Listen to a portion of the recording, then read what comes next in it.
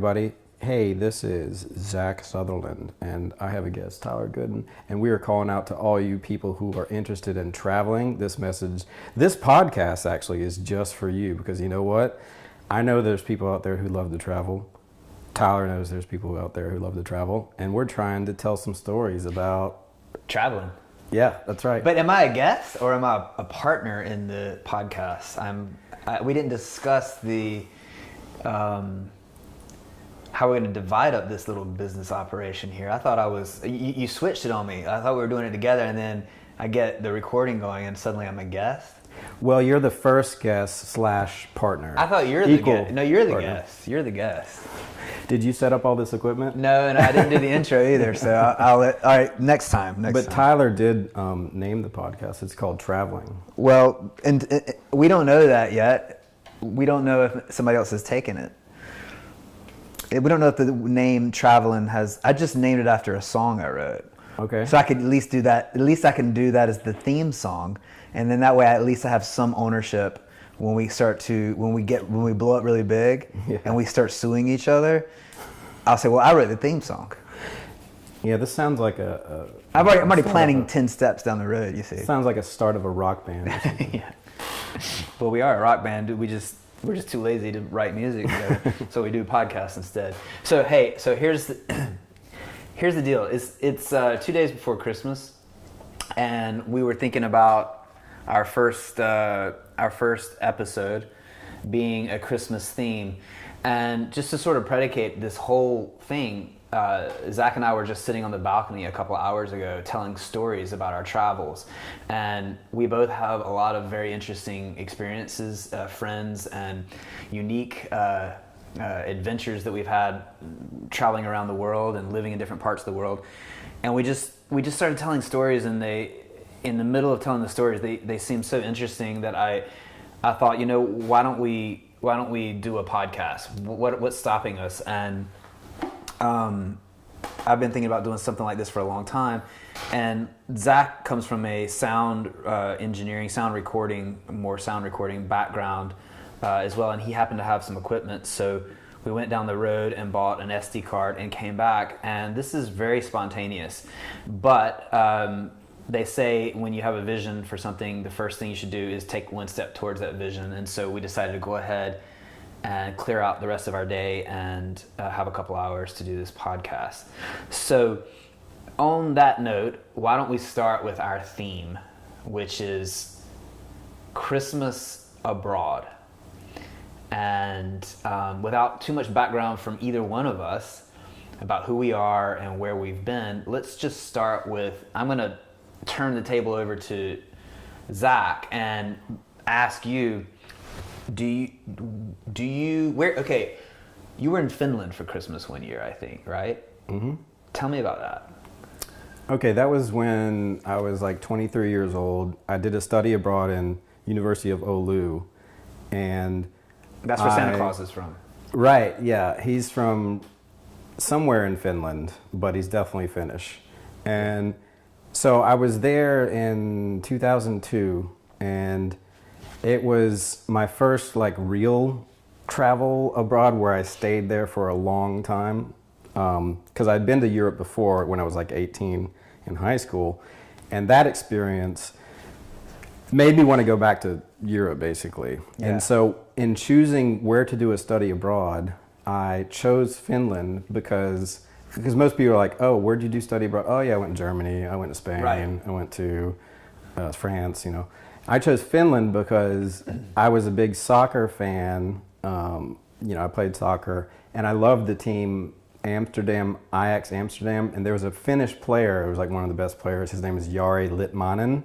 For some reason, I liked him so much, and I thought, actually, there's also another thing that happened to me where I went to UNCW, that's UNC Wilmington, for all you noobs out there. No, I went to UNCW, and there was this international day where you could go to a bunch of tables that they had set up, and they had students from that country who were kind of promoting a study abroad in that country. Yeah. And so I went to all the different sort of countries. There was like Germany, France, Spain. You know, UNCW had pretty good offerings. And then I see these 3 like blonde girls at this table, and they all have sort of this cheery smile on their face. And one of them was very attractive. Yeah.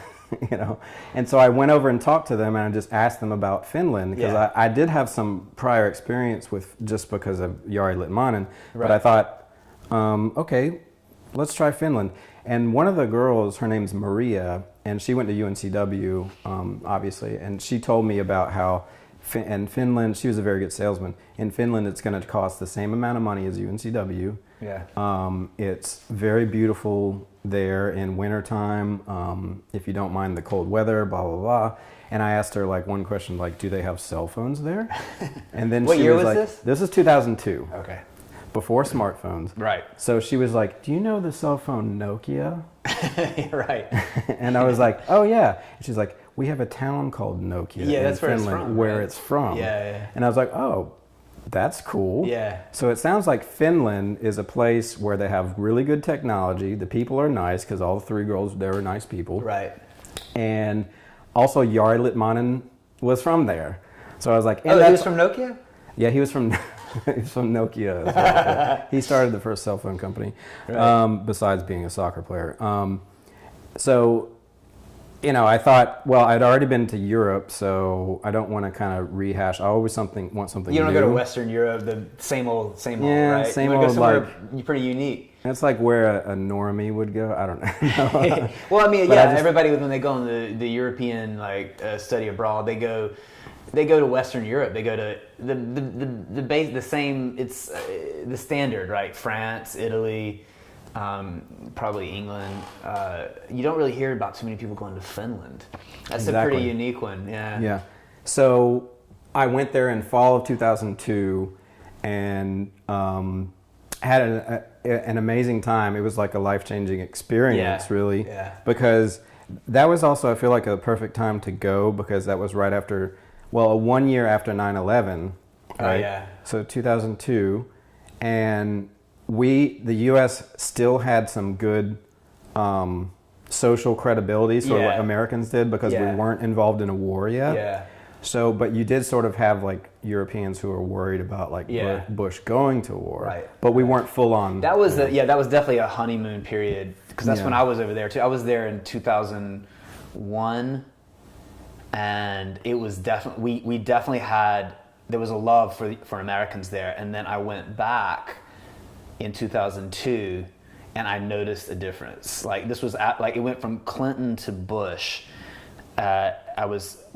I think that's about right. I don't think Bush was in office when I went, but when I went back, it was like a year later, I could tell a difference. 9/11 had happened. Well, Bush was still in office That's in right. 2001. That's right. He was. You're right. Because I was like, that doesn't make sense. But that's right. No, I went in 2000. Sorry, I was there in 2000, and then because I remember, this is definitely a story for a podcast.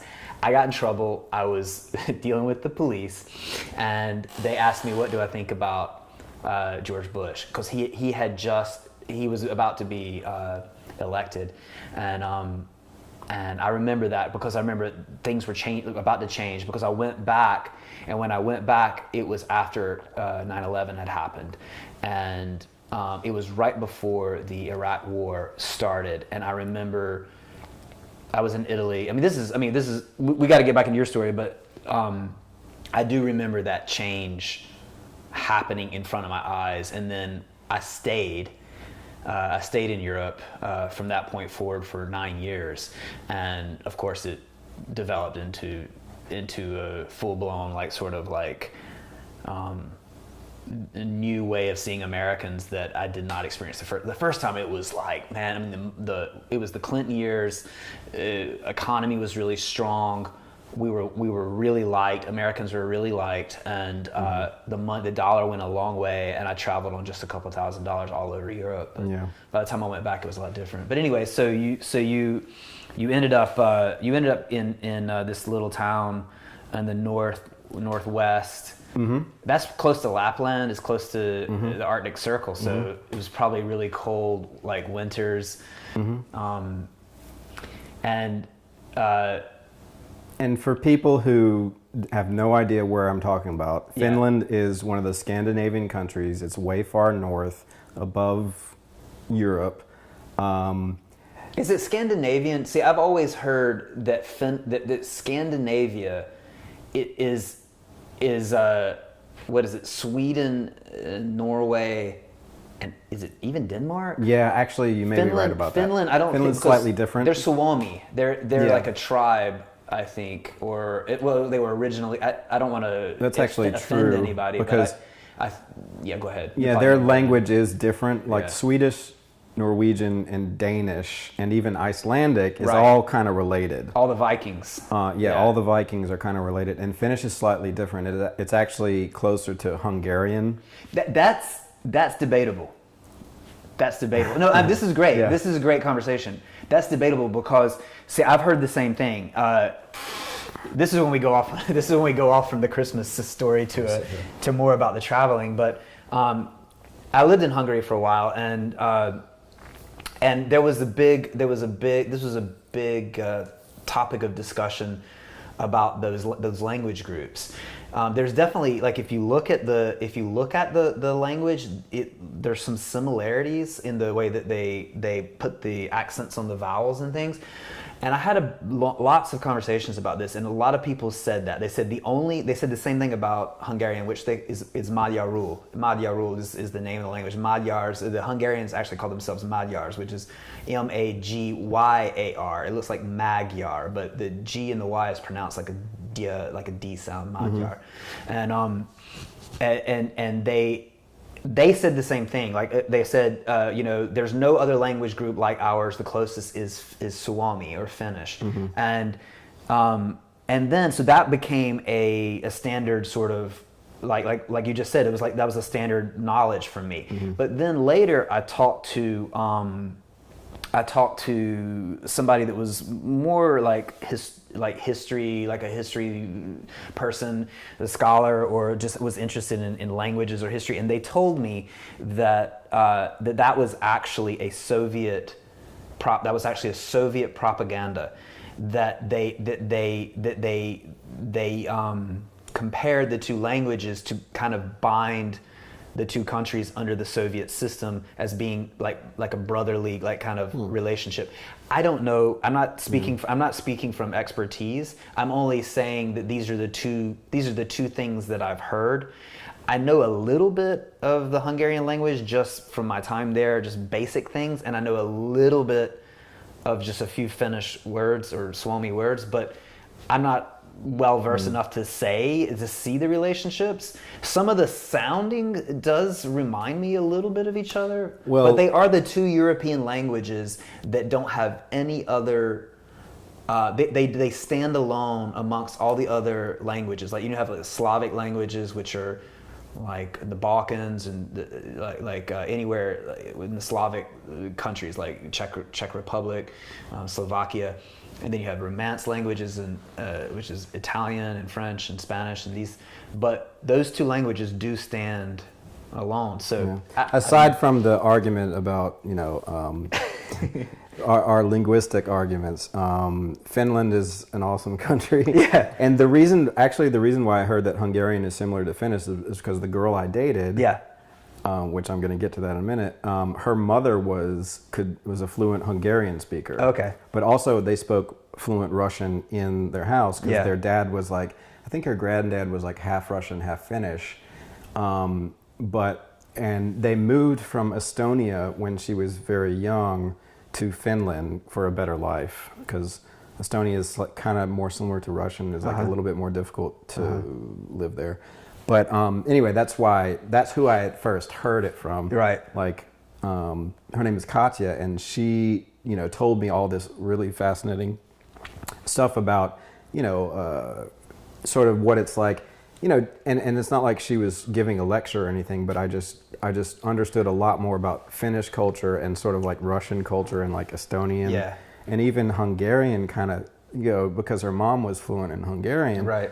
you know, and so, and it was like, that's why I say it was like a completely eye-opening experience in a way that, you know, you just have no idea from like reading a history book or watching some kind of documentary. I mean, maybe, but to go over to a country and experience the people there, that's like the best way to, for sure, you know, it's the only experience way. anything. Yeah. And so, but yeah, back to sort of like traveling in Finland. I went there in August of 2002. I did a 2-week travels through where I started out in Finland, went to Stockholm, Sweden, went down to Copenhagen, Denmark, then to Brussels, Amsterdam. I got all the way to Brussels, and then I had to come back because it was like 2 weeks, and I did a 2-week rail class. But I did that before I started at University of Honolulu, and that was where I met her on the like second or third day I was there. Yeah. Like it was her birthday, and she was younger than me. I think she was like 18 or something like that. But and I was 23, which, you know, nowadays that's not a big deal. You know, 5 years younger or whatever. But so that was kind of in terms of my experience there, you know, it probably couldn't be any better in terms of like a international university experience, because you go there, you meet someone on your third day that you have a good relationship with. Granted, we were both really young. We didn't know what the fuck we were doing as far as like a long term. I mean, you know, it's so hard to, but still, you know, that was just what I had wanted about, you know, an experience there. And, you know, coming from America where you have a lot of, it's hard to say, like, it's hard to describe the experience of being over there, considering America is such a young country and we have certain ways of doing things. The Finnish way of doing things is like totally different in a lot of ways. Yeah. They have that like dry humor. It's really cold in Finland. Yeah. You know, they may go Not out. a lot of sunlight part not of the year. sunlight. You know, they And then have the to other have- part of the year is all sunlight. Yeah, they have to have this way of like a dark humor or whatever, because they've got some depressing days ahead of them. They've got my up to experience. My December. experience with Finnish humor is I never, like, they'll say something and it's funny but it's dark, and they don't laugh when they say it, so you don't know if they were joking or not, and you're not sure if you're supposed to laugh, and you're just sort of like uneasy. And that's part of the humor, is that they'll sort of like you kind of feel uncomfortable to laugh, and then when you finally realize that it's a joke, it's because you had to think through it and realize that it was a joke. It's a very I can't think of an example, but I have some Finnish friends, and maybe I can get to, you know, my Finnish story at some point, you know, within the talking about Finland, is that they always struck me as like telling an inside joke that they understood amongst each other, and you didn't know if they were making fun of you or not. You know, it's like Yeah, I have a funny story about that. In fact, I was so this is closer to like November. I went up to a skiing resort in the north of Finland. Yeah. And by the way, like, you know, I've skied in America and in Finland, in the north of Finland around November. Yeah. It's like minus 22 Celsius. The chairlifts are frozen, so it's really, really cold. What is that in Fahrenheit? Gosh, that's probably... That's got to be like -1 or it's below zero, something like that. Yeah. But so I was at this. We had been skiing or snowboarding all day, and we went to this kind of like this place where they had a party, where they had like a bar. Yeah. Lots of Finnish terrible, you know, trance music or whatever they listened to back then. And I was sitting at a round table with some friends, some, you know, like girls from England or something like that, and I had this little film camera with me. It was probably one of those instant cameras, remember those? Yeah, yeah. And I left the table to go dance because I heard my jam going on, and I was like, I'm going to get out on the dance floor. And as I come back, I see these Finnish guys at the table, and they're giggling like crazy. Oh, yeah. Kind of huddled around where my camera was. Yeah. And I go over and I look at them, and I was like, were you messing with my camera?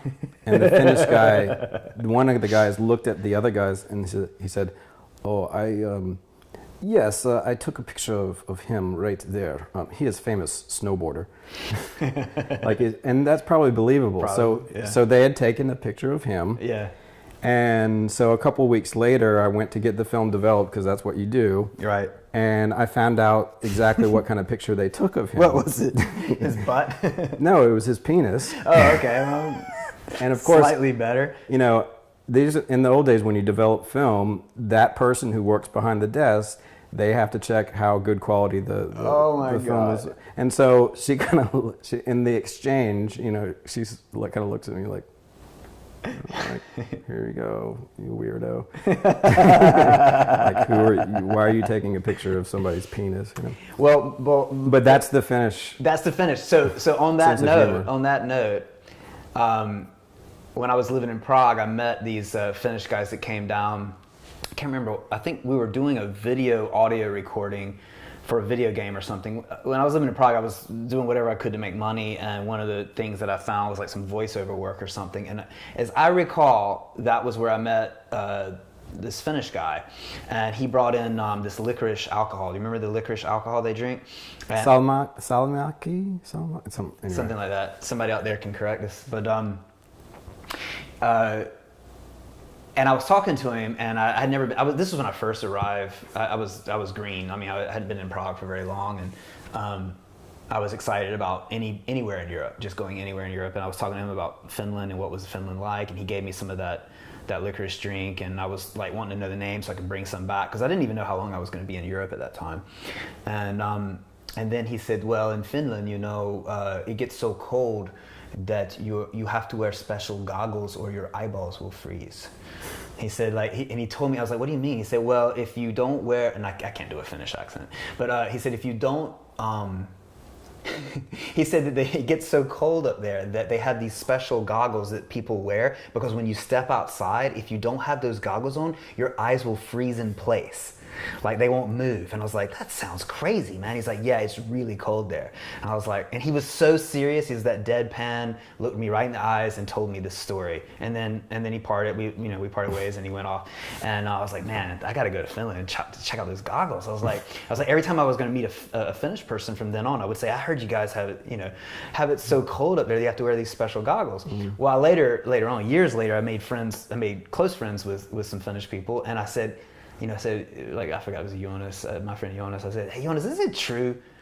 Is it true that up there in Finland, you guys have to wear special goggles so your eyeballs don't freeze when you step outside? He started laughing. He was like, where did you get that from? And I was like, oh, this Finnish guy told it to me. And he goes, oh, yeah, it's true. It was complete bullshit. Yeah. That's kind of. But the thing about it was he dry. It was dry and it was deadpan, and he never needed the punchline. Like he never needed to tell me it wasn't true. It was just sort of like he left it at that, and that story lived on, even though it was complete nonsense. Yeah. But that's the kind of humor that you get over there. So what was Christmas like there? Because before we talk about Christmas, let's predicate it with the fact that indeed Santa Claus, the original ideas of Santa Claus comes from Lapland, which is part of Finland. And on that note, this is a completely different conversation, but there's a lot of folklore around the fact that Santa Claus might actually be, the original Santa Claus might actually be from what are the people called up there? The tribal, the Sami. Sami. Yeah, and it was the what is it called? Anamaria. What is the name of the mushroom? The psychedelic mushroom? I don't know. Anamaria muscata or muscati. Excuse my language. They ate those and they picked. I think I remember. So basically, the story is that the mushroom, this Anamida muscaria, I think is what it's called. Anamida muscaria. It's a red mushroom with white. It's red and white. It's mostly the top of the mushroom is red, mm-hmm. and it's a psychedelic mushroom. Mm-hmm. and the reindeer up there would eat them, and they would hallucinate. And the shamans of this, I guess it was the Sami people, was one of those the reindeer herders up there. They would every year in the solstice time, which is now Christmas time, they would toss these mushrooms down people's chimneys as gifts, and then people would eat them, and they would trip balls, and there's all this folklore around it, around this story, and if you look at old like Christmas cards and old like paintings and things like that from early Christmas celebrations, there's all this mushroom iconography in it. So that was all up there in the Arctic Circle. Yeah, I mean that makes sense. It makes sense.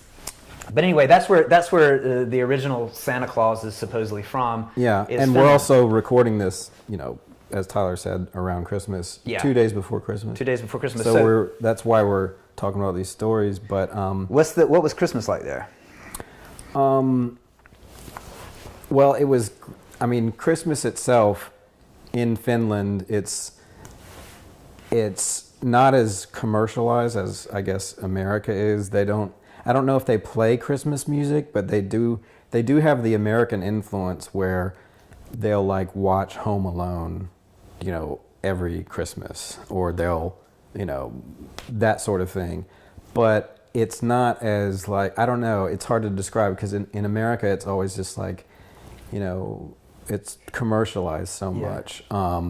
And it's all about, after, Black Friday, it's day after Thanksgiving, so everybody rush to Walmart, and we have to get That's these what I love deals. about Black Friday and Thanksgiving. Thanksgiving is the day where we all get together and we express how much we love to see each other and be thankful for all that we have.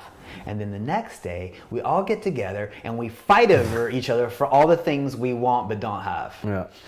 So it's a strange thing, but I mean, they celebrate Christmas in a slightly less commercialized way. I mean, I think they give each other presents, but like Mushrooms.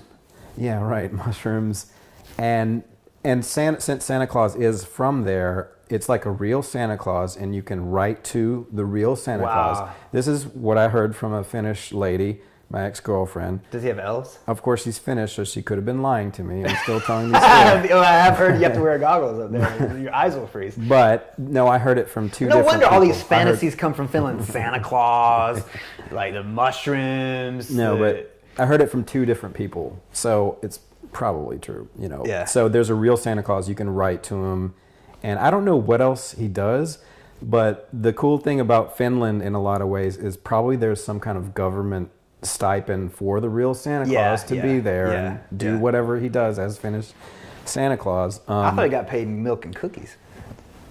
I mean, that's the American version of it, though. I think the Finnish one is like reindeer meat and elf balls or something. And vodka. Yeah, Finnish vodka or salmiakki. They have great vodka, actually. Yeah, they do. But as far as my experience, vodka means water. Vodka. Yes. It means water in Russian. Yes, I know. I mean, it's more it's more for people listening. Actually, yeah, it's more you're for right. people listening. It's an interesting. I think it's totally fair to get off topic because we're talking about traveling and we're just using an entry point to get into talking about all the things we've learned while we travel. I think that's an interesting point about vodka is that it means, it's a cute way of saying water. Voda is water. Vodka is like, it's water. You're right. And it looks like water and they drink it like water. I mean, and I would say my time in Finland, Christmas wasn't necessarily the highlight of it. It was just all the traveling I did before I went to the university where I met all these really cool people.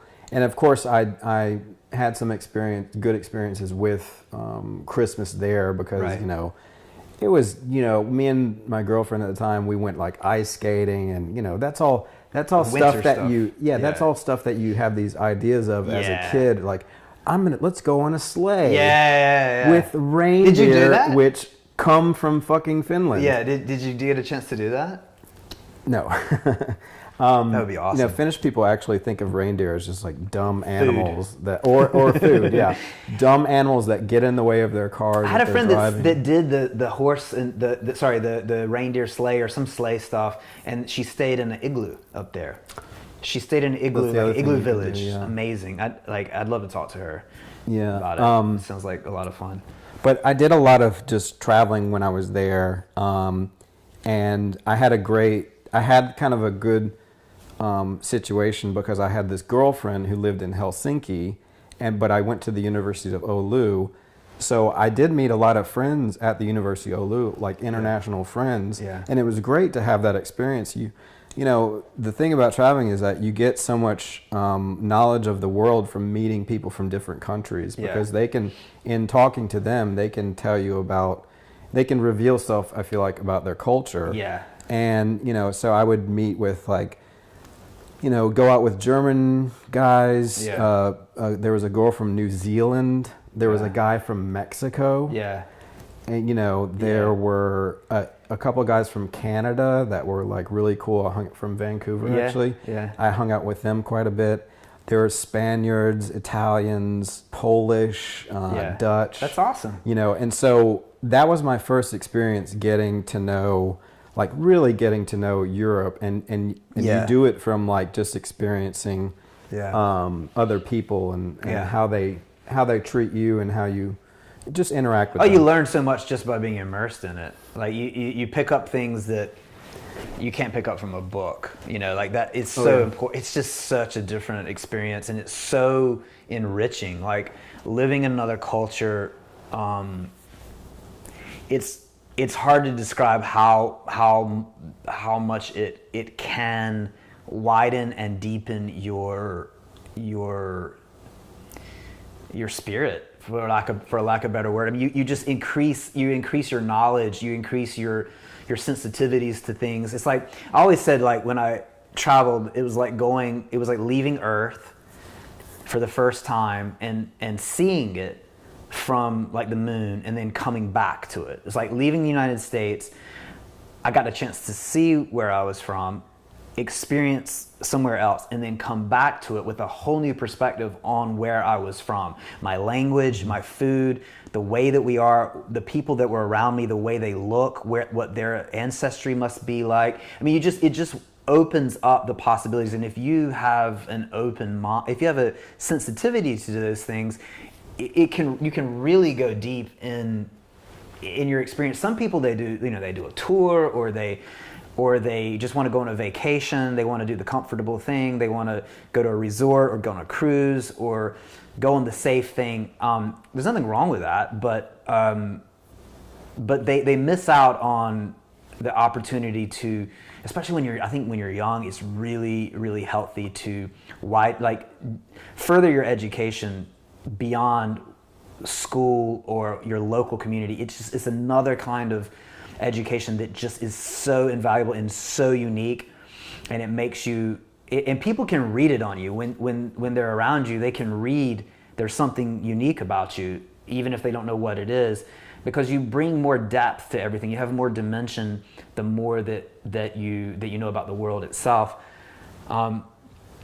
My Finnish experience, having not been to Finland, is mostly through my interest in it.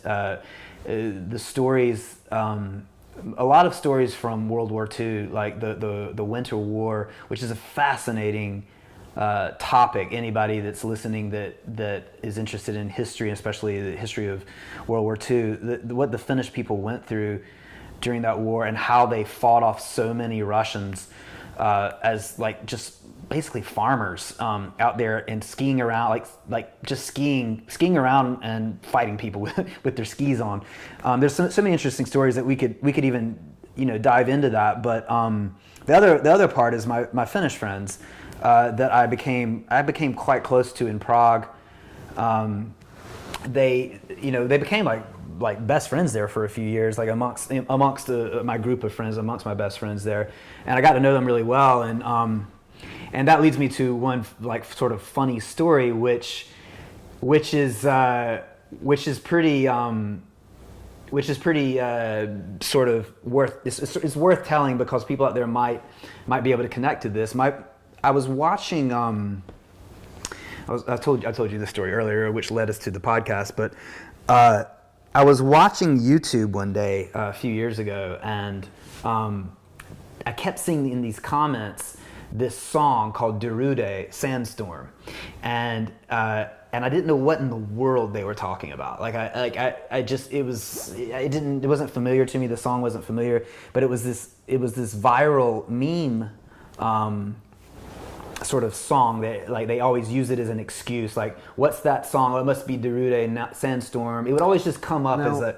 Okay, so we were talking about this earlier, by the way. So Tyler's already told this story, but I have to ask the question to figure out what the meme means. Is this a song that sounds really generic? It's like one of the what you were saying earlier, like this Finnish trance music. It's really electronic. Like, it's not a bad song. It's very typical, like European, like electronic dance type music. It's not generic, but it's very stereotypical. Okay. When you think of European electro, like going to the club, that's it. But for some reason, it's a big sort of like meme song. It went so viral.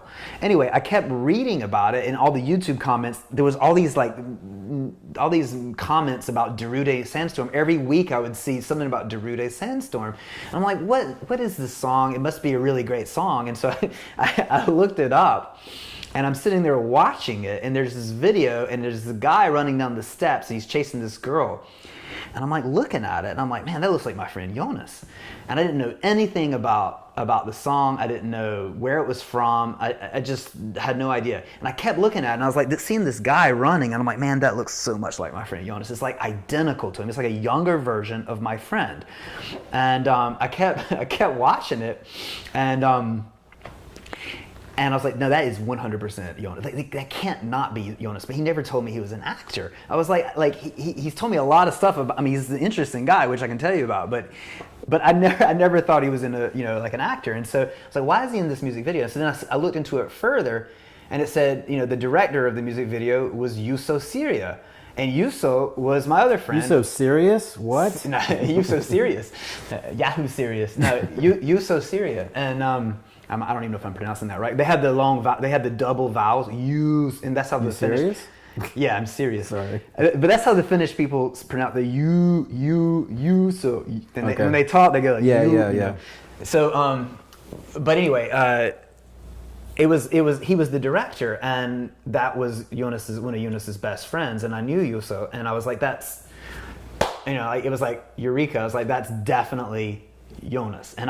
And this was back when I used to use Facebook, and I was on social media and whatnot, and my friends were on there, and I posted up that video, and I was like, that moment when you realize your friends are a viral meme or something like that. And Finnish people, like we were talking earlier, they're just sort of dry. Like they never mentioned anything about it in my comments. They just came by and liked it, and I was like, I guess that's them, And I just was like blown away that my friend was this huge internet hit, and because it was like millions and millions of views on the YouTube. So anyway, fast forward a few years, my friend Jonas is married to a Czech woman who is also one of my best friends, who's also like Canadian. Like she's like Canadian. She was born in Canada, but she's Czech background. But they met in Prague, and they came over to Vancouver when I was living there to visit Canada and to visit home. And I went out with them, and I was like, we were like having drinks and food and whatnot. And I said, Jonas, by the way, is that you in that Derude song? And he goes, yeah, and Jim Carrey played me in a movie.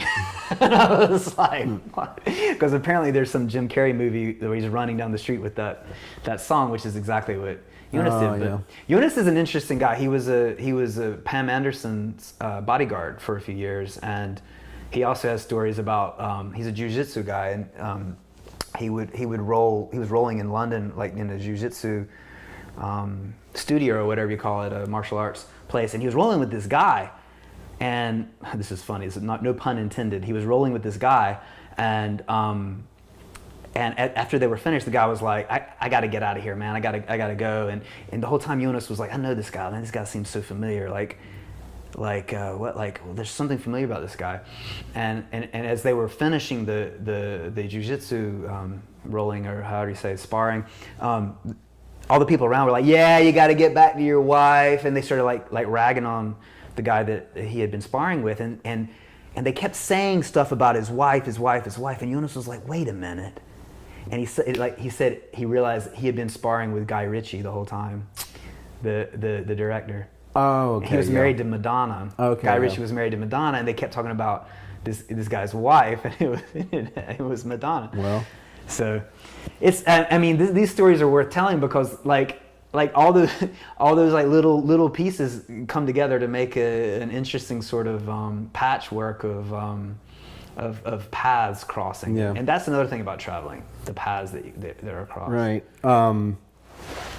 But yeah, Finland for me was my first real traveling experience where it kind of informed a lot after, or it kind of led me to other travel experiences, because I think that's probably where I got addicted to travel, because once you kind of, like, when I grew up in Atlanta, Georgia, and I had a friend who was, his heritage was like Sicilian. Yeah. And he was like my best friend growing up, and he was into art, all kinds of stuff. And he was interested in like moving to Italy after he graduated high school. That's how he sort of viewed growing up in the South, because there's, and maybe Americans don't realize it, but there's a lot of different ways of just socially how people interact with each other, and American culture is one way, but once you travel you realize that, wow, there's like so many different ways of like just interacting with people, and there's so many different just culture. It's really about culture. But anyway, my friend, him and I, we bonded in the way that we were both sort of like, we both knew that I think we were frustrated with American culture in a lot of ways, and I think we both had early travel experiences, and so because of that, I wanted to go to Italy, or I wanted to go all over Europe right after high school, and that's what I did. Yeah. And I also, because I enjoyed soccer, and that was like a more English game. Yeah. People call it football. Right. Everybody in America, it's like American football. Like that's what they refer to it in Europe, is like football is American football. We have the real football. But like because of like the English Premier League, watching that and like realizing like the fans are so into the game, they sing songs. They totally heckle the other fans. You've heard about the story about the English fans who would heckle the German fans whenever they would all stand up, and they would say, "Stand up if you won the war." Stand up if you won the war. Oh my God, that's brutal. Just brutal heckling. Oh yeah, the Brits are bad about that stuff, dude. And initially, my travel was more like realizing there's a difference between, those fans who sing songs and seem like so into the football match, and American fans, like we get into it as well. Oh yeah, but I was because Europeans are crazy about soccer. Because I was so into soccer. Yeah, that was my favorite sport, and nobody else was. Yeah, it was like me and my friend Ike. Yeah, we were both loved soccer, and that's the sport that we could both play on a high school team. Yeah. And there was no one else who loved that. I think initially, like I said, the reason why I went to Finland was because I loved the football Ajax, and I loved Jari Litmanen. Yeah. Yep. And so that led me to a European experience where I was traveling. Interesting. And, so because I was a smaller guy, I still am not like that tall where I could play basketball. Yeah. They didn't have football at our school, but anyway, just that first experience traveling to Europe when I was in high school, and just realizing that, walking around, Rome, Italy, or Venice, walking around Paris, France, Germany, Hamburg, looking at all this amazing architecture that you can't see stuff like that in America. You just Yeah. can't. Maybe if you go to Vegas. Oh, you and know, you there's can't. like Or you go to Nick Cage's a house. cheap He bought a imitation. castle and moved it back over here. Yeah, and experiencing that, and then experiencing the people, you know, the girls, honestly, in Finland, and we're actually going to recruit a lot of young American idiot kids, teenagers, to go to Finland because about the stories I'm going to tell, and they're just going to be like, what the hell? I thought they were, you know, blah blah blah. But, you know, okay, so on the flight over, I flew from I think like Detroit to like Amsterdam, and then Amsterdam to Helsinki. On the flight from Amsterdam to Helsinki, I met a guy sitting right next to me. And this is when people actually talk to each other on airplanes, you know. Yeah. You would find out who you're Yeah, riding where with and they're just from. talk to them. Oh, God. So this guy was like, I think he was a Dutch guy, and he was telling me about like he's going to Finland, and he was a bit older than me, but he was like, yeah, and you know, I've heard that Finnish women, you know, they chase after the guy. Like they treat guys as like the hunted, and they're the hunters. So that was a prelude to my experience in Finland. It was like, oh, okay, let's see here. Finnish girls are beautiful. I already know that because I met 3 of them at UNCW. B, they chase after the guys. That's kind of cool. And C, well, C is just like, it's a beautiful country.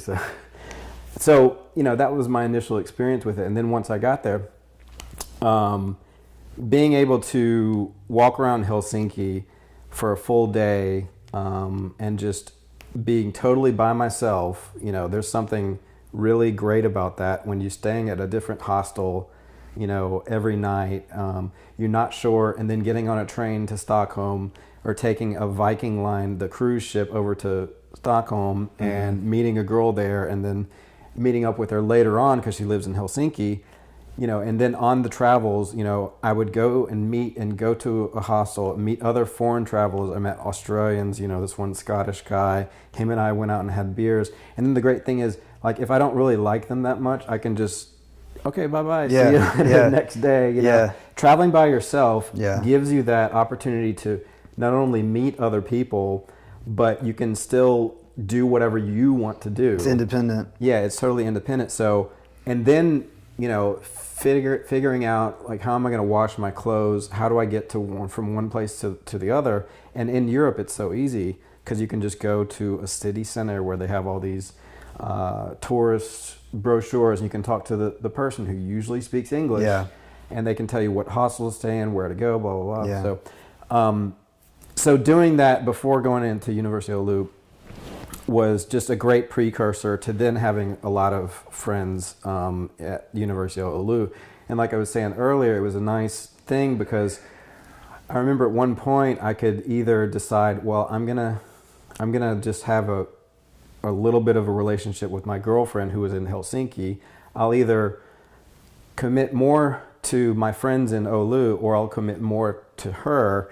And I could have done either one, I guess, but at the time I was in love. So when you're in love in like 23, you go with the girl. Yeah. Or at least I did. Yeah. You know, and I still was able to have fun with the international friends because I would stay there. But a lot of the weekends I would go down to Helsinki.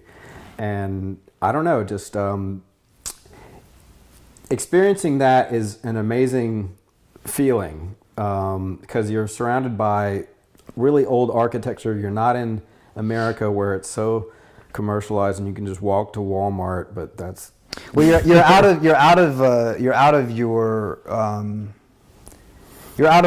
you're in a new sphere or realm, right? Like one of my biggest influences before I started traveling was Joseph Campbell, who wrote The Hero with a Thousand Faces and Power of Myth, and he was really influenced by Carl Jung. And I always grew up, I'm probably more than anything else, I'm probably a storyteller, always been fascinated by stories, any kind of storytelling, and like the mythological sort of aspects of the human experience, like what I think it was Jung or Campbell said, like the dream is the myth of the individual, and the myth is the dream of the collective, something like that. And so the reason why I'm saying this is because for me, traveling tapped into this heroic this journey, the hero's journey for me. It was like, what I mean by that is, if you look at any movie or story where there's this idea of the hero's journey, like for example Star Wars. Let's use Star Wars because that's the easiest contemporary example of what Campbell was talking about. Because actually George Lucas was influenced by Joseph Campbell. Luke Skywalker leaves the familiar and goes into a new realm. He goes into a new world. He goes into an unfamiliar, dangerous place where he needs allies, and he must seek the treasure that's there, and in that process he finds himself, and he faces his father, and he sees himself inside of his father. Those are very deep, powerful psychological motifs. And when I was like 19 or so, I read The Power of Myth. Of course, it was introduced to me by an artist. Most artists, a lot of artists are drawn to Jung and Campbell, or at least they were during this time. And I went off to school, and that was my first step into my individuation, I would say. And then the next step was going abroad, and I always saw it, I think, in mythological terms. I always saw it as stepping into a new world, into a new realm. I think now, probably young people would have not necessarily a harder time with that, but unfortunately now, fortunately and unfortunately, it's a two-sided coin, is you have so much access to technology, you have so much access to communication. It's much easier, well, I don't know with the pandemic, but it's much easier now to travel and get around in a foreign country than it was when I went. Because when I went, we had internet cafes, which I guess if you had gone earlier, you would say, well, the people now have it easy. So I guess the potential is always there. But I always love the idea of the adventure. And when I say adventure, like the true adventure is one in which there's risk, one in which there's unknowns, one in which there's potential dangers, and without that, you don't have the chance to really tap into who you are as an individual. Is this recording? It's been beeping like that for a while. So my first experience abroad was really about that, and it continued on. I would say all the way up until I left, and that's why I think so many of my stories, if I look across my experiences abroad, so many of them are tied up in these kind of like, they're tied up in these profound stories. Like they're tied up in other people's stories, in challenges, in difficulties, and the allies that I met along the way. And I don't, like, for example, since this is on the Christmas theme, I spent a few Christmases abroad, and one of them was, which I've written about before, was in Italy, and I went to Italy. I was supposed to be a tour guide in Rome, and it fell through, and I was so upset because I had planned to be there through the winter, and I had put all of my clothes away in a drawer. I put everything away. And for the winter, all my jackets, and I had this really nice jacket. It was a burlap jacket that I had traded in Morocco. I gave a pair of Reeboks, and this Bedouin tribesman, this nomad, gave me this burlap jacket. And it was my favorite jacket. It was this awesome made. It was just, you can imagine, it was like this Saharan desert jacket, And I had this jacket. I carried it with me everywhere, and I put it in that drawer in this hostel in Rome. I can still tell you which hostel it was. And so after a week or two in Rome, I was studying to be this tour guide, and they were going to pay me to stay in the hostel, live in the hostel, and be this tour guide. But I didn't have work papers. And then right at the last minute, after I'd spent a bunch of money and expecting to be there and having a job, the owner of the hostel got scared and told me that the job was no longer available because I didn't have the work papers. After he knew that I didn't have work papers, he waited to the last minute, and he was an Italian guy. It's like the way business is done over there. It's, I've got plenty of Italian stories, but I ended up like being kicked out onto the street without a job, and I was so upset. I went into my hostel, into a room, and I got my bag. I had this big green backpack. And by the way, it was in that hostel that I first read about the FC Start story, the animation that I'm making. Anybody out there that's listening, I'm making a movie. Anyway, it's a different story, but that was the first time I discovered that story, was in that hostel, reading it in a book. And ended up leaving and just being so upset. I got my backpack and I walked out. And I made my way all the way to Greece, and then there's all kinds of stories along the way, but I'm not going to tell those. I ended up in Turkey, and I took a bass boat from Lesbos, Greece, into a little coastal town in Turkey, and it was the exact same trip in reverse that all those migrants had taken a few years ago from Syria that were fleeing. Except they went from that little town in Turkey to Greece. I came the other way, the opposite way, but it was very similar. I was on a little bass boat. Water was splashing in. It was very dangerous. Went across the water in the middle of the night. I landed. It was cold. It was Thanksgiving. I remember it was Thanksgiving, and I was in Turkey for Thanksgiving. and I ended up like, I remember it was they call it Ramadan. I was there during Ramadan, which like it's a fasting period for the Muslims. And I remember seeing these Turkish men over in the corner behind the fishing cabins, the fishing shacks, drinking alcohol they weren't supposed to. And I was sitting there waiting for the bus to go to Istanbul, and I had to pay to get in because this was right when the Iraq War was starting. And I was like, well, I don't need a visa to get into Turkey, do I? And they said, oh, this just changed because your country is going to war with Iraq. And I was like, what? Wow. And they said, this just changed last night. You have to give us money to get into our country. And I was like, well, I was standing there on a wharf in the middle of Turkey, and the bass boat was leaving to go back to Greece. What? Okay, here's $50 or whatever it was.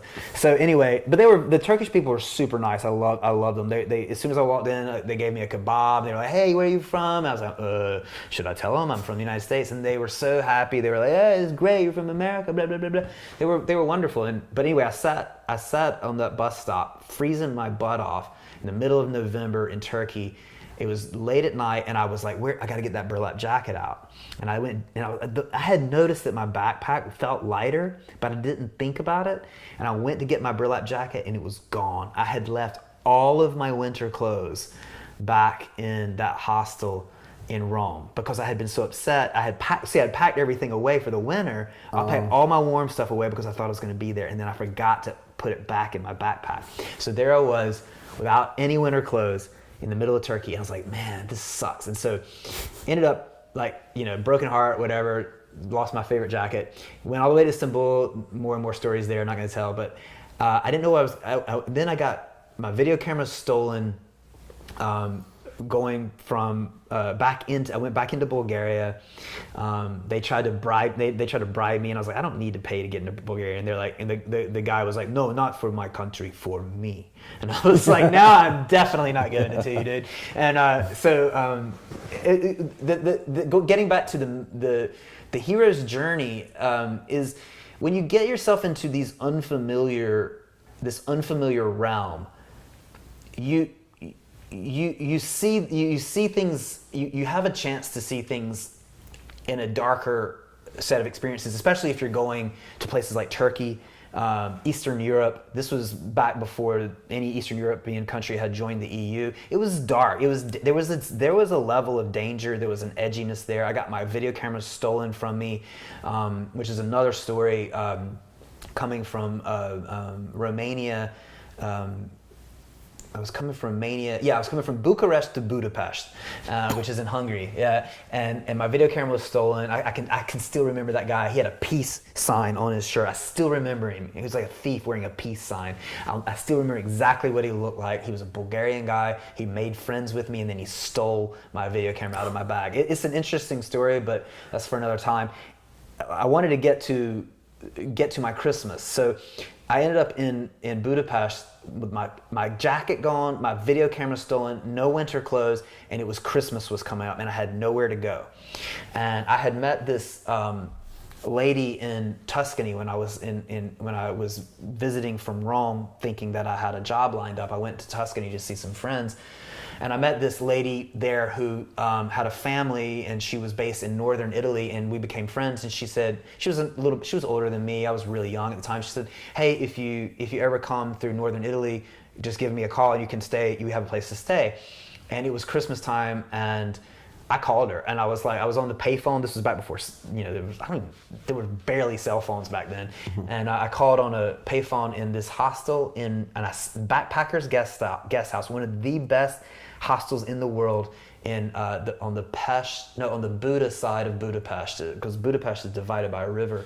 I was on the Buda side, I think that's right. And I went back to that same hostel 6 years later. The same people were still working there, and they remembered me. Isn't that amazing? Yeah. Bori and Andrea, if you're out there, and Attila, if you're out there, thank you for that. And I'm giving you a props to your hostel. So anyway, I called Dagmar, this lady in northern Italy in Trento, and she said, "Yeah, come on, come visit me and my family. I have a small house, but you can have a place." And And so I went there, but now get this, I didn't have any winter clothes, and guess where she lived? In the Alps. In the Italian Alps. I had nothing but short sleeves, and maybe I might have had one long sleeve shirt. I arrived in Trento, and I went to her place, and there's more stories there. But she found out somehow along the way. She found out that I didn't have a winter jacket. So for Christmas that year, she gave me a winter jacket, and I had this winter jacket, and I ended up making friends there at my age, and they took me snowboarding all through the Italian Alps almost for free. I mean, there was definitely one day that was free because it was a promotional thing. I didn't have to pay for, like, the guy, my friends gave me a snowboard, gave me winter gear, and I was broke. I was a broke kid. And when you go on these adventures, I think it's important to be open and be willing. Go with open arms, because let everything in. I mean, you got to filter things, but let things in, and don't say. I mean, you got to have boundaries, but don't say no because you're scared. Follow it. Go forward. Go through the process, especially when you're young. If you have a good family, or even if you don't have good family, if you have some savings and you have a friend that has a sofa back home, go ahead and take the adventure. Go for it, because that little story was over 6 weeks period time. That was not even that long of an event, but it feels like a year of my life because it was so full of experience. I ended up going snowboarding with them. Had a Christmas, went to all the Italian Christmas markets. I made friends there, beautiful people, wonderful people. Had a little girlfriend for a few weeks there. I ended up, now here is the climax of the story. I ended up going to Prague right after. I stayed all the way through New Year's, went to a New Year's Eve party with the Italian friends that I'd made. And by this time, I spoke Italian. By this time, I was speaking only Italian. Like I had learned some Italian, but I wasn't that great at it. But at this period, I was hanging out with so many Italians, and some of them, like the lady I was staying with, didn't even speak English. So I was thinking in Italian. I was dreaming in Italian. I got really, really good at it. By the time I left, I was speaking it without even speaking English for several days. I wouldn't say I was fluent, but I was pretty good at that time. I ended up in Prague, and get this, a few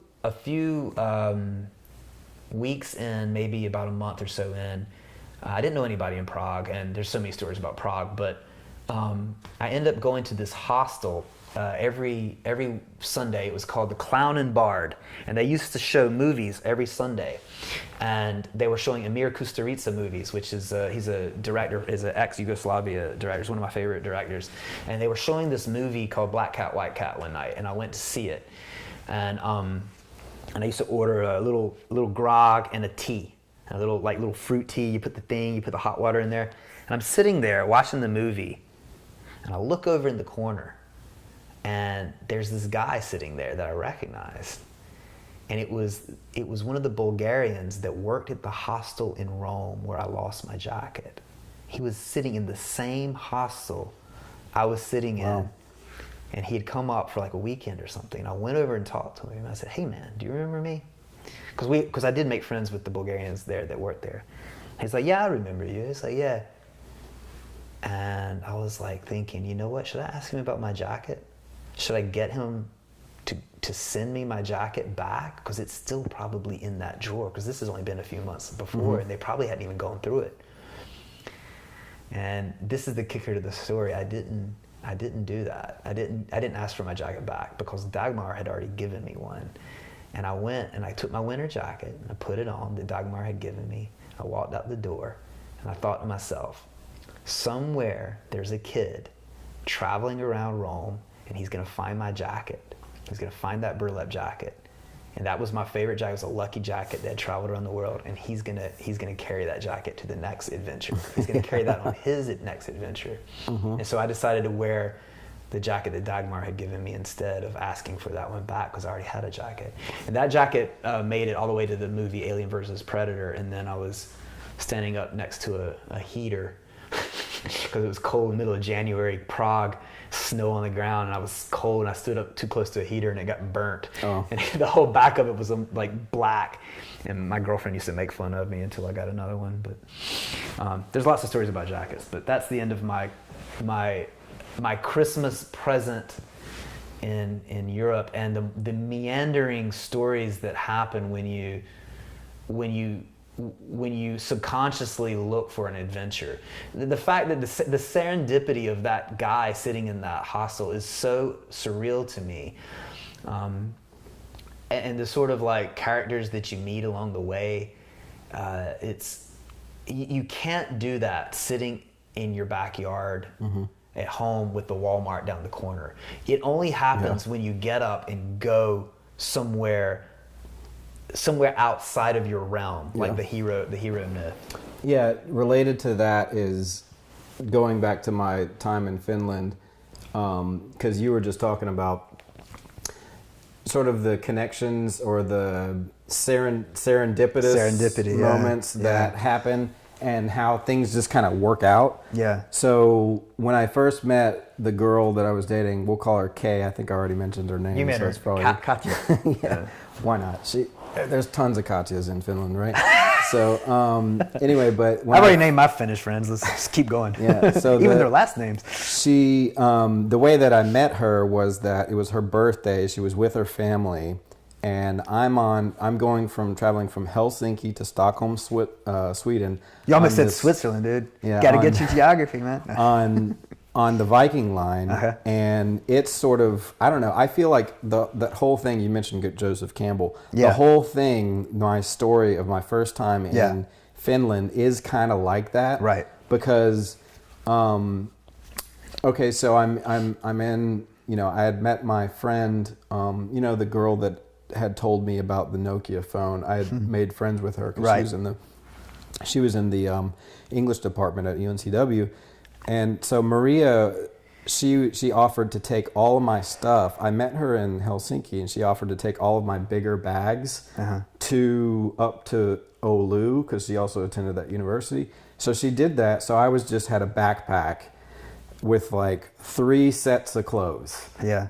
So I had to wash a lot the entire 2 weeks, but that was fine because I was traveling light, and it's really good. I just had like a journal, CD player, just very bare minimum. Yeah. But I go on to this, it's called the Viking Line. You can either take the Silja line or the Viking Line. The Viking Line's cheaper, the Silja line's a little bit more expensive. So she recommended I take the Viking Line.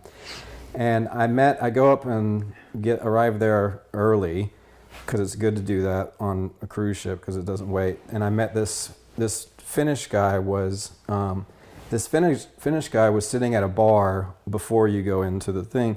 And he was having a beer, and I sat by, and I ordered a beer, and I asked him if I could sit down with him. Yeah. And he was telling me all about the experience on the Viking Line, like what happens. Because I was just asking, well, Finnish guy, he's very nice, speaks English, and he was telling me like a lot of people.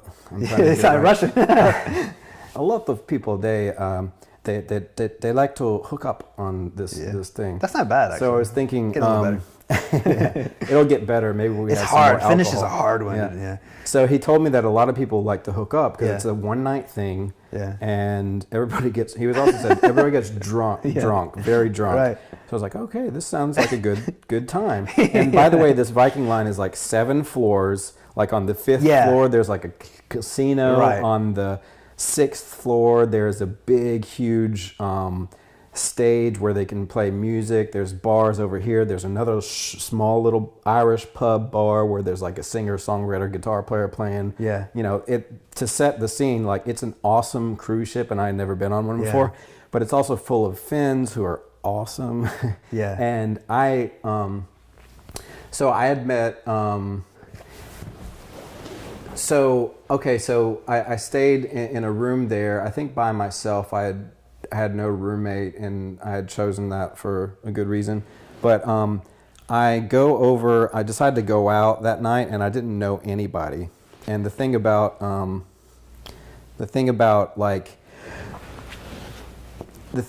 going there by yourself is great because you can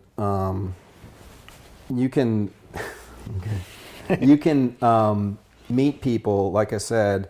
And initially I was kind of walking around just in circles, just seeing kind of eyeing the girls and looking for the single ones or whatever, just because, you know, you're a 23-year-old man, you want to do that. You want to meet people, hopefully girls. And so I would go to this one bar where they had this stage. They had like a rock, I think initially they had a rock band, or they had a DJ maybe. Yeah. And so I see this girl, she's dancing with this, looks like an older guy, but she's really nice looking. And I think to myself, I need to go and ask that girl to dance. That could be her boyfriend, but it could also be probably her dad. Oh wait, yeah, no, it is her dad because she's going, and that's. And by the way, Europeans do that all the time to each other. They break each other's dance partners up. Oh my God, how many fights did I get in over that? But so, and I think I have to ask this girl to dance. So I'm like drinking a beer, and I'm like, I'll have this beer and I'll drink more, and I need to develop the Dutch courage to do it. Like, oh, I don't like this song. I'm giving myself reasons not to do it. Right. So initially I go up, and she sat at a table with her father, and I thought, well, it's appropriate to ask her father. So I asked, can I dance? Dance. You know, like using simple English, right? And so. Yeah. And he looked at me like, oh, of course, you know. Yeah. And then, you know, I talked to her, and I'm just kind of mesmerized by her because she's just beautiful. And she's, just the fact that she's dancing with me, you know, I was like, wow, this is amazing. Yeah. Because I guess I was kind of used to, with the American girls, I don't know, they're kind of shy, and like, at least up to my experience, I think not all American girls are like that. But anyway, I was on cloud 9. So I was dancing with her. We danced like three or four different songs, and then she said, "Oh, okay, I think I'll go back to my family." And so I was like, "Okay, maybe we can dance again." And she's like, "Yeah, okay."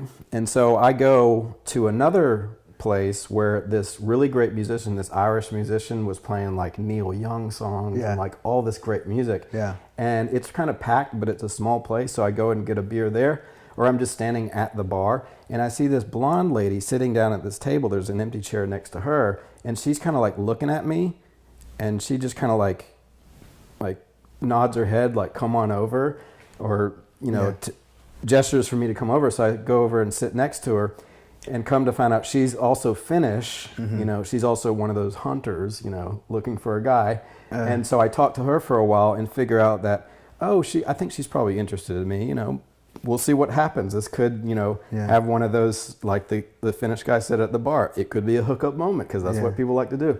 So I talked to her for a while and find out that she's just very gives short answers, no expression on her face. I can't really make her laugh that much.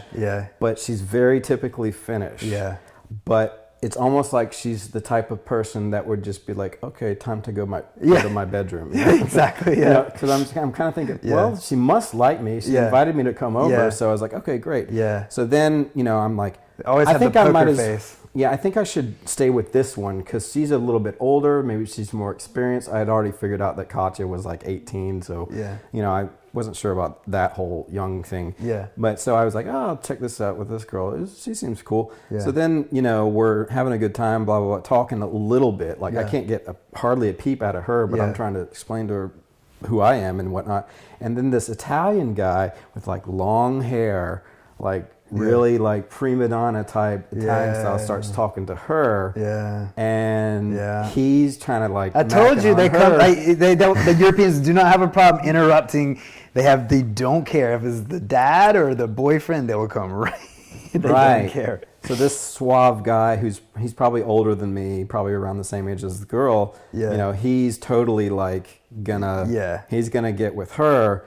And I was just trying to be friendly with him. I was trying to talk to him about soccer, like saying, like, "Oh, are you an Inter Milan fan?" Like he was not having that at all. No, he was not interested in that. He wasn't being rude, but it was definitely like him Oh and yeah, her. he was cop blocking you. So, and this is probably a period of like 30, 45 minutes, right? He's from Cock Blockovia. Yeah, you're right. That sounds very Eastern European. That's from the show called Snuffbox. Have you ever seen Snuffbox? No. Matthew Berry and Rich Fulcher was in Mighty Boosh. But anyway, so he eventually he just like, I'm thinking like, okay, they seem to like each other, and then they just start making out, and I'm just like, well, fuck this, I'm gonna go back and see this other girl at the dance floor who I left. Yeah. So I go back to where Katya is. She's sitting at a table with another guy who is not her father, who is apparently trying to mac on her. Yeah, of course. And I found out all of this later, Yeah. that this was some Ukrainian guy who was around the same age as her. He wasn't as talkative as I was, or he wasn't as like forward with like going to dance with her. He's kind of a little bit more reserved. Yeah. But I came up to her and I went straight to her and I said, let's dance again. I grabbed her hand and we went up on the dance floor. And she told me after this that I had come at the right time because she thinks he was gonna like make his move or whatever. Yeah. But just having that Italian motherfucker make out with this other Finnish girl at the right time, it made it so where I could be with Katya. And so then for the rest of the night we hung out. Yeah. And eventually we that ended up became your started girlfriend. dating. Oh yeah, and so we That's were a cool story. dating and just the timing of things and the willingness for me to initially, like, even though I thought, should I go and ask her to dance? Right. And then kind of building up the courage, like, you just have to go do it. Fucking do it. Yeah. And you have to, even if she follow through. Yeah, just have to follow through. And then you have to realize also, like, this isn't working with this. Yeah. It it doesn't sound like that other one was really your speed anyway. No, yeah. She was kind of cold and, I don't know, but it doesn't really matter, honestly. It doesn't matter because you ended up with a with a girl that I liked a lot more. That you liked better, But it was an amazing experience. It sounds like my entire experience is based on girls. But I mean, that's part of it. That's a good place. But that's part of it, and having that experience. It's not that it was just girls, but it was great because she also told me about like her family was from Russia and Finland. Yeah. So she was able to tell me about Russian culture a bit, Estonian culture, because she grew up in Estonia. Yeah. We even went together to Tallinn, Estonia. Yeah. And I got to experience how that's slightly different than Finland. Yeah. And somewhere between Finland and Russia, even culturally, I think. Yeah. And so, like going back to how you said, we're talking about Joseph Campbell and how things, if you open up yourself to the world, and you eventually find like helpers along the way. That's right. And Allies she was sort of, she was definitely a helper in the fact that, she would tell me, she opened up my world to a different way of life, But she could also be so critical of the United States and our politics and stuff like that. But that was also eye-opening as well. Yep. And she wasn't the only one either. Before we get into the next topic, I want to kind of go back to a very similar experience I had, because you're speaking of Italians and Ukrainians getting in the way and trying to hook up with a girl and whatnot. Okay, so when I was in Prague, a similar thing happened to me with an Italian. There was a Ukrainian girl at this this club called Bombay in the center of Prague. It was this sort of a meat market place, and I went there one night, and there was a Ukrainian girl, and I went up and started talking to her, and I was like, I mean, it was great. I mean, we were getting along, whatever. This little Italian guy, this little Nepalese, like from Napoli, this like really like just like not a pleasant dude, came up and started like talking to the girl while I was in the middle of talking. I mean, I was like Zach and I are about 2 feet away from each other. I was like a little bit even less to her. I mean, I was like about a foot, like right up like close, intimate, talking to her. This little guy comes up and starts talking directly at her while I'm talking to her, and I'm like, look at him. I'm like, what are you doing, dude? I was like, what the hell's wrong with you, man? And I kind of, because I spoke to him in Italian, and I was like, hey man, I'm talking to her, and I thought that he was, I thought he got the message. Well, he walked away and he went and bought a beer or a drink. He bought some kind of a drink, and he came back while I was still talking to her and stood. It came back on the other side and came between us again and gave her the drink. And I don't remember. This was ages ago, and I don't remember what I did. But I didn't hit him. I don't even think I pushed him. I don't know what I said. But that was when I kind of like lost my temper a bit, and I was like, hey dude, get the F out of here, or I forgot I have no idea what I said. I turned back to the girl, and I'm talking to her. Next thing I know, something hits me right on the back of the head. This guy glassed me with a beer bottle. Jeez. Right in the middle of the club, and I just like he hit me, and I fought back. I turned and I fought him. I don't remember much else. I just remember turning and like rolling around on the ground with him or something. And I ended up getting kicked out of the club. And I had blood running down my head. That was a period in Prague where I probably gotten 3 or 4 fights all within a week or so. Like everywhere I was going, I was running into some kind of trouble. And I think the next night I went to this club called Mecca. I got in a fight there. I got in a couple of fights there, and they were all because of bumping into somebody trying to take a girl that I was with. It was really rough and tumble there during that. I don't know why it was happening to me. I don't know what. Again, Sarah, this again goes back to the other side of the adventure, which is, you have like these beautiful serendipitous moments, but you also, I don't know what your experiences are like, but I think I would say I have an equal measure the treasure and the pain. Like I had, I think you've often come back in intervals. I think I stayed. I was there. I was in Europe for 9 years, and then I lived in 3 different countries there, and then I lived in Canada for 4 years. So when I travel, I tend to make it.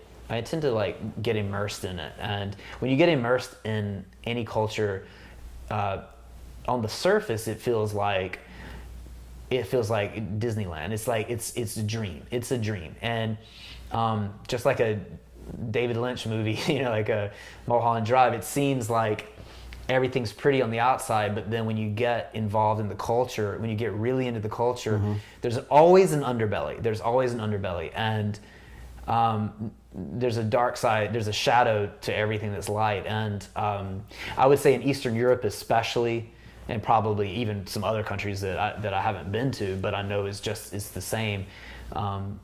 Their dark is pretty dark, and that's actually not even that bad of a story compared to some other things I experienced over there.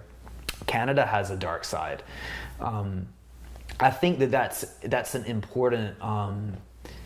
I think that's an important part of the adventure is the light and the dark. Like if you're gonna go on an adventure, you gotta be prepared to meet the dragon, so to speak, as well. It's not just. It's not just you get to have the princess, because I had that too. I had the good side, but the adventure always comes with some kind of tests. It should come with some sort of test. Not that fight was really a test, but it's also the other side of the coin. It's the other side of the coin. Or it's Yeah. it's things, people that you meet that are just not nice people. Right. And Because that can happen anywhere. if you're a tourist, you get the enchantment, right? That is a guarantee. That's part of the thing you're paying for. That's the paid package. If you want to be a tourist and you want to go on a vacation, you want to go to the resort, you want to go on the tour, most people are going to do that. Most people, they work hard, they want to take 2 weeks or a week or whatever off and go see the Eiffel Tower or whatever. I didn't choose to do it that way. I wasn't interested in that. I've never even been to the Statue of Liberty, even though I've been to New York like half a dozen times.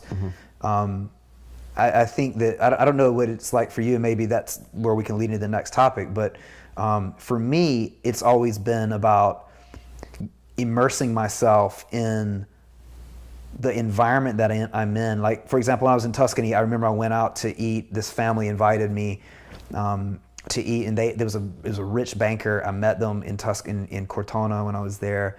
A really lovely family, and they invited me to eat dinner at the house that they had rented, and it was a house owned by the producers of Hoop Dreams, and it was this beautiful big house right looking over the valley of this incredible hilltop town.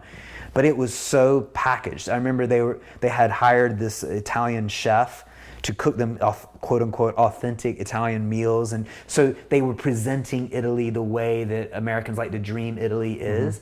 And I remember I went to dinner with them, and I had already been in Italy for a long time, and I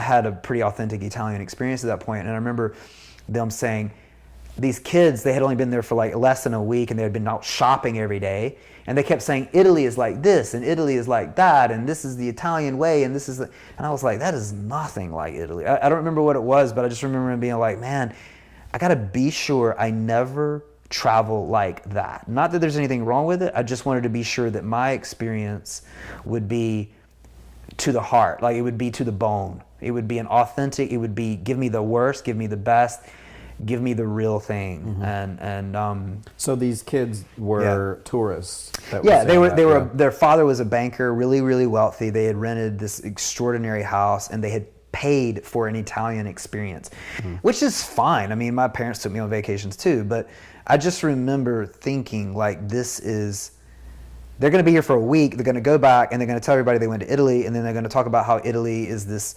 fairy tale thing, and they look like this, they dress like that. This lady that was cooking them food didn't live the way that she lived in that house, because she was giving them an Italian hospitality that was totally packaged. Whereas I had the great fortune to live with Italian families. I lived with several Italian families, and I saw the way they lived in these little tight, cramped homes, and went to work as, not making very much money in a corrupt little town. And I saw things that I wish I hadn't seen, lots of cheating, things that, like the real underbelly of the life. But was it like that for you? Like, did you have some dark times? I mean, you've traveled to China, you lived in China, you lived in Russia. Surely there's some ugly sides to the picture as well. Yeah, I mean, Russia was definitely an experience where you definitely saw the underbelly. Yeah, that's right. Not even an underbelly, is it? Yeah, and Russia was probably the most interesting country I've ever been to. Yeah. Because what do you think about when you think about Russians? You ask Americans that. They say vodka, cold. Yeah. Maybe some would say communists, or like maybe Russian hackers or some bullshit like that. Russian bots. I don't know. Right. And it's like there is that there, sure. But and Katya was telling me about Russia, and that made me interested in it. And she was speaking Russian to her in her family all the time. And she would say things like, because of the Finnish and Russian war, I can't let my Finnish friends know that I speak Russian in the household. If they find out that I speak Russian, they're going to be, oh, you're Russian, you fucking asshole, Right. And she had that experience, Right. So she didn't want her friends to know that she spoke Russian. Don't speak Swedish either. Yeah. That's a different story. Yeah. But, but that made me interested in Russia, just because, the whole Cold War with the States, and then, and I also happened to meet a Russian girl when I was in Finland, and, we had a hookup.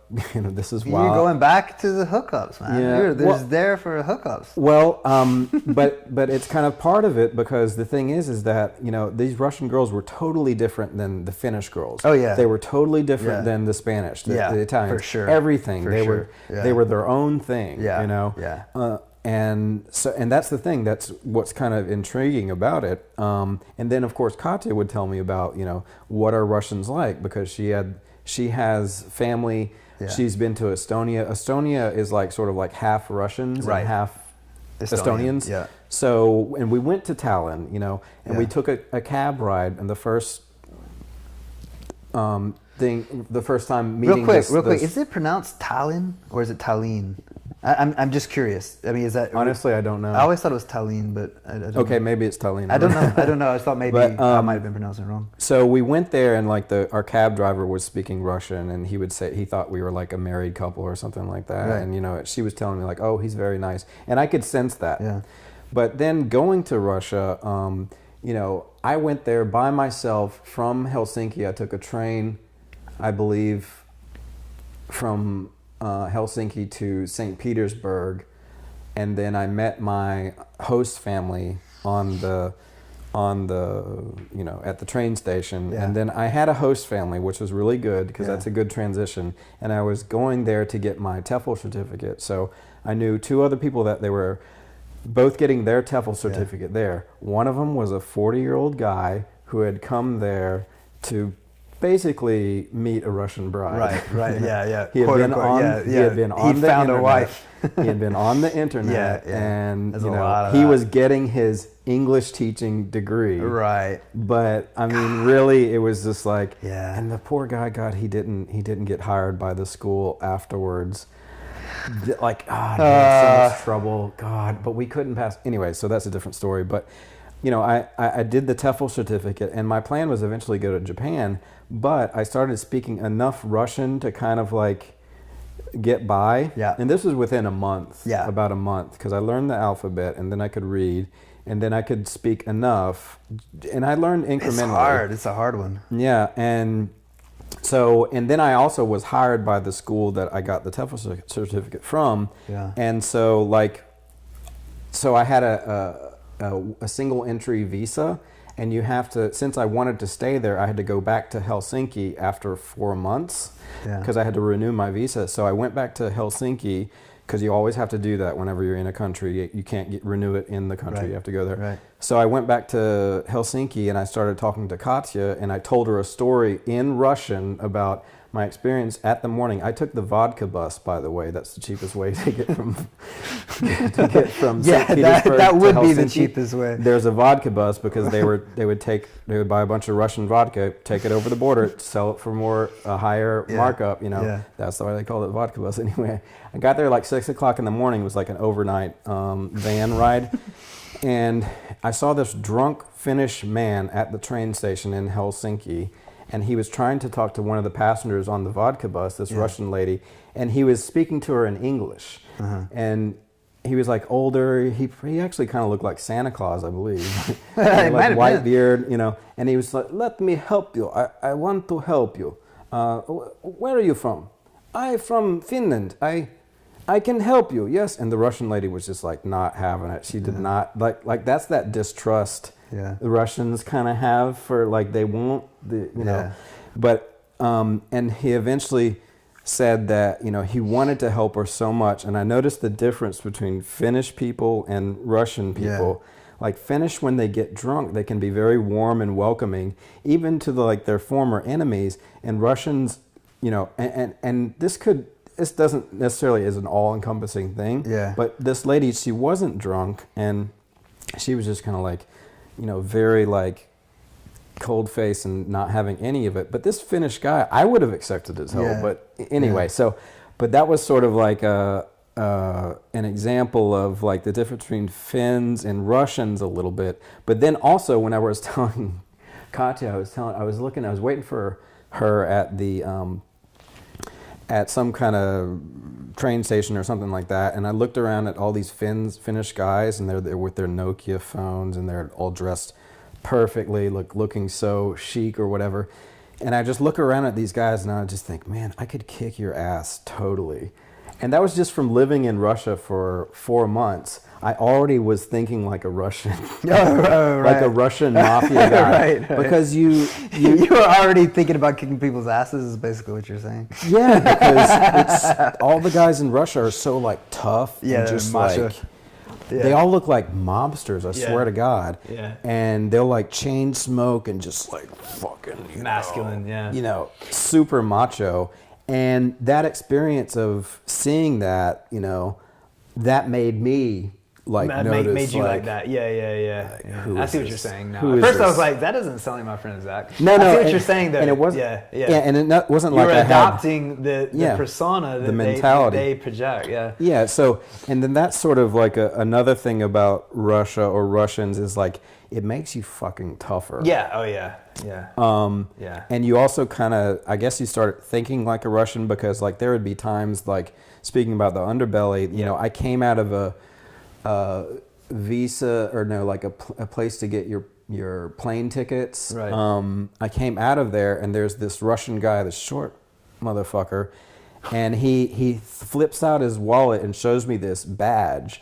Oh, and he's like, he was secret police? he says something in Russian like papers. Yeah, he wants to see your papers. And he wants to see my papers, Yep. and I just kept walking, and he fucking grabs Yep, my arm yep, and yep. pulls me back, Yep. and I'm like, what the fuck? I said that in English Yeah.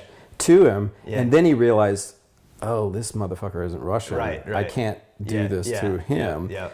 So, and then I was like, what the fuck? And then he just turned his head away. Yep. And Yep. he realized, oh, this is the situation. I can't get this guy's money. Right. The other time was I was on my way to work. I worked at a language center in St. Petersburg. Yeah. And I was on my way. I went to the subway, and going into the initial my metro stop, there was a cop in uniform, militia, and he asked me for my papers. And I showed him, you never bring your passport everywhere you go. You always bring like a photocopy of it. Mm-hmm. I mean, at least that's what everybody did back then. Mm-hmm. And that's usually sufficient. Yeah. Well, this cop that was not sufficient for him. Yeah. He withheld me, or he took me into a little office. I had to call my language school so they could come down and sort it out or talk to him. Mm-hmm. He wanted a bribe. Of the 100 times before where I'd just showed the officers my papers, it had worked. Right. This guy was looking for a bribe, and he would not take no for an answer. Yeah. But he basically, held me there for a couple hours. Yeah. Wow. And that happened. Just like I was pickpocketed on the subway. That is the sort of like undercurrent or the underbelly, like you were saying, the sort of negative side of it. And I guess the only way you can experience that is to not do the typical, like, let's take in a really expensive cruise line. Right. Let's only stay in our bubble. Yeah, only stay in our bubble. Yeah. My parents, my dad, my mom all came to visit me in St. Petersburg. Right. My brother did. Yeah. My sister did. Yeah. And I think they had a pretty good experience with it. I mean, I lived there for a full year. Yeah. But, this is a different one, right? So like my family came to visit too, and I wasn't about to try to introduce them to what I knew was available and possible in Prague. Like I my sister, and her boyfriend, they had a little bit closer to what I experienced, but even that, I just took them out to clubs and things like that. My parents, I made sure when they came that they had the fairy tale experience. That is, that's why I say there's nothing wrong with it. But if you, I mean, because we're getting close to 2 hours as well. I think like we should start to kind of wind this towards a kind of resolution to this first episode. And I think one good way to get us there is to talk about that, like about like people that are thinking about traveling, or if people are listening that do like to travel. Because this is so spontaneous, we don't even at this point know how we're going to publish it or anything like that. But it would be interesting to hear what people out there, what they think about what we've been talking about with like these two different ways of traveling and how to experience it. I just think that if there's anybody out there listening that's young and getting started and is about to go on their first sort of time away from home or out of their comfort zone, I just would encourage anybody out there, even if they're not young, even if they haven't done it yet, or they've always done the tour but always wanted to be a little bit more adventurous. I would always suggest it to face it and try it. You only live once, and I know I have friends that I've met, younger people that are younger than me, that have thought about traveling, like on movie sets or places when I've been abroad or not abroad, or out working or doing something. I've met people before that were always looking for a way to do it, and they were always looking in the wrong place. Like they were always expecting that there's some answer out there, that if they just do this thing, then it will all be given to them. And like especially like working in the movies, because that's how I mean this is a topic for another time. Like a lot of my travels are rotated around my experience as an artist, as a filmmaker, working in the movies, and how that all kind of coalesce into one big adventure. But it didn't start because I was just like somehow I just pushed this button and that button and it came together. I was following my bliss, as Joseph Campbell said. I was doing the thing that I wanted to do inside my heart. Like I did something that I loved, and I was doing the things that I loved while I was young and could do it, and I had saved enough money, and that led me to opportunities. And when those opportunities presented themselves, I didn't say no. Instead, I said all. I want it all. Like I like give it all to me. I'm not saying no to anything. And again, that comes back to like the good and the bad. I just dove headfirst into it. So if there's anybody out there that's thinking like what to do, there is no right or wrong way. It's just if you're passionate about something, then go do it and go find a way to do it. My first taste of abroad was I was lucky is that I had a chance to study abroad, and that got my feet wet without me being in any kind of like danger or anything like that. I got a chance to fall in love with it, and then I went back on my own and just did everything I could to stay there. And that leads me to like I went to Rome and I went to a hostel. I wasn't able to work. I had to fend for myself. I ended up losing my jacket. I ended up sitting on a cold bench in Turkey for Thanksgiving. I ended up in the Alps without a jacket on. Like you have to be willing to be uncomfortable. You have to be willing to pay the price for the adventure that you see in your mind. I spent many nights on a park bench like in Athens because I wanted to see Greece. I slept underneath the stars in Greece on a park bench that I found, by the way. I found it. Like I got off the train in the middle of the night in Athens, didn't know where the hell to go, didn't even have a hostel lined up, and I saw a Greek girl walking by and I asked her for directions somewhere. She gave me directions. I don't even remember where it was. Couldn't find it. I just found a little bench over in a park and fell asleep until the next morning. And then I walked all the way to the Pantheon. Where's the Parthenon? I can't remember. Oh, yeah.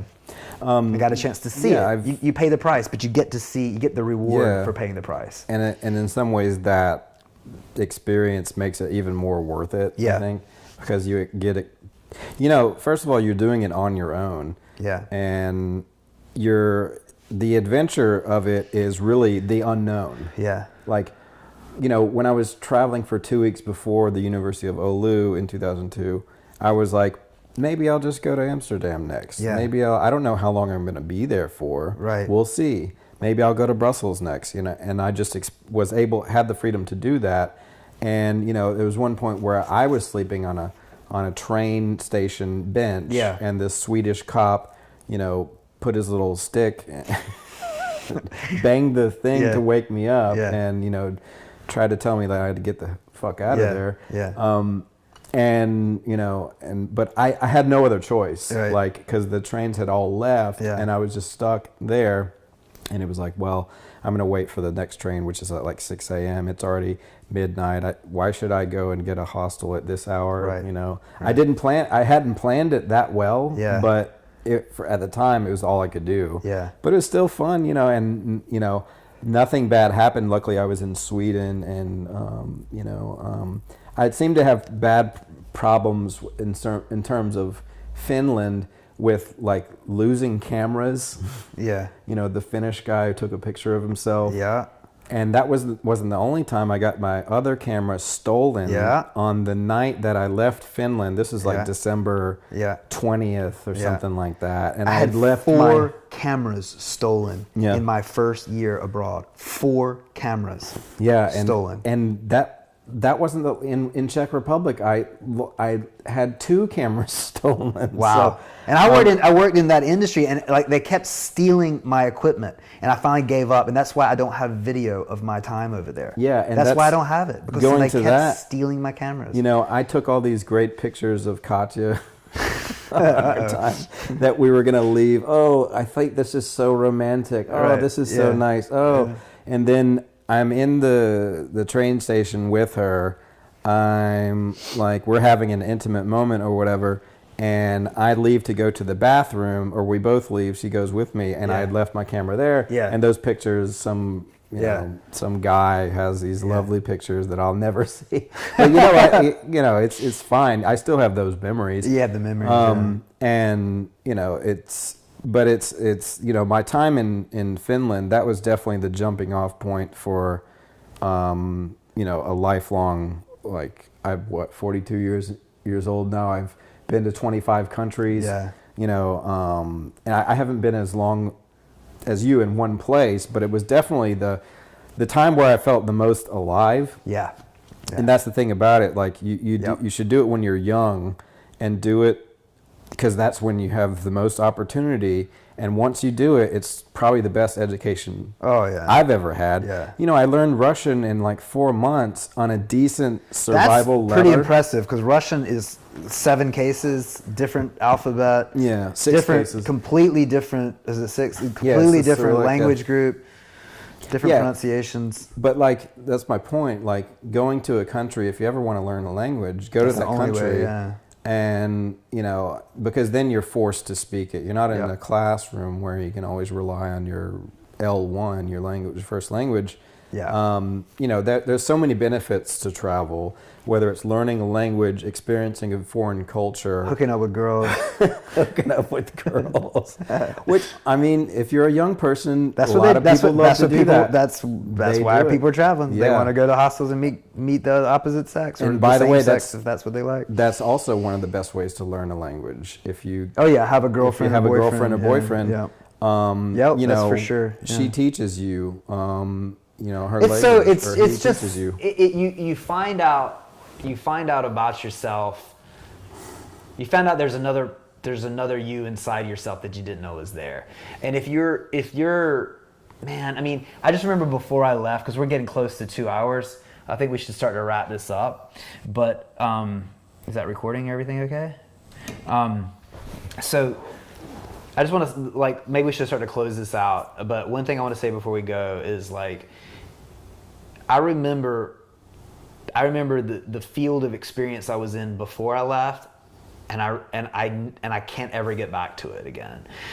Like, before I left, it was curbed sidewalks and parking lots and Walmarts and the consumer plantation of the city life in the United States. Mm-hmm.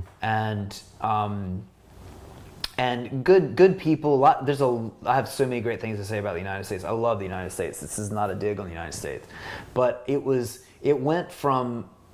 went from this sort of plain field of experience thrown into this new realm.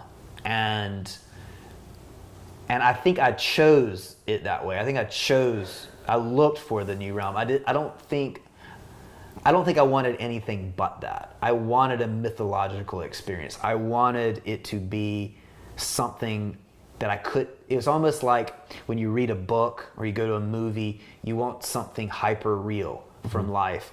To me, traveling is very similar to that. You could say it's an escape, but it's not. It's a chance to truly find out aspects of yourself and aspects of the world that you didn't know were there. And along the way you meet, and hopefully we will continue to do these podcasts and we can introduce some of the characters.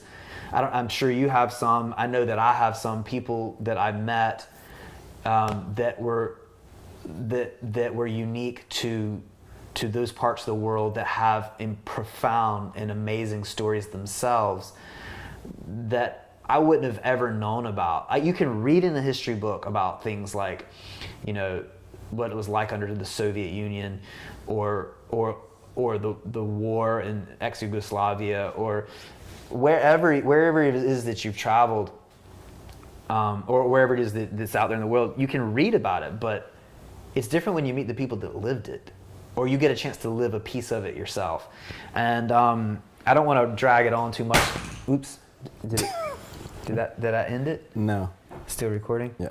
I don't want to drag this on too much myself from my side. I would like to save some things for a future episode, and I'll wrap it up from my side by saying I hope that whoever's still listening, if there's anybody out there listening and made it this far, I hope that you'll tune into another one, and I hope that we will continue to record these because I think there's so many stories to tell.